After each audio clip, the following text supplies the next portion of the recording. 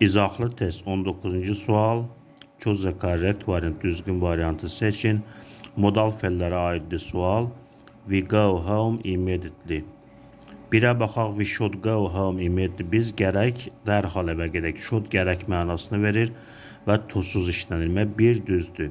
2 have to malı məli mənasını verir və məcburiyyət bildirir. We have to go home immediately. Have to ilə işlənib. 2 də düzdür. 3'ə baxaq, had. Had keçmiş zamanda da, amma to yoxdur onda. Had to olmalı idi və 3 səhvdir. 4-cü sual, haven't to.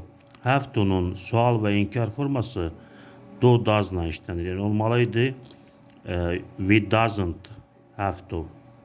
Və 4 səhvdir.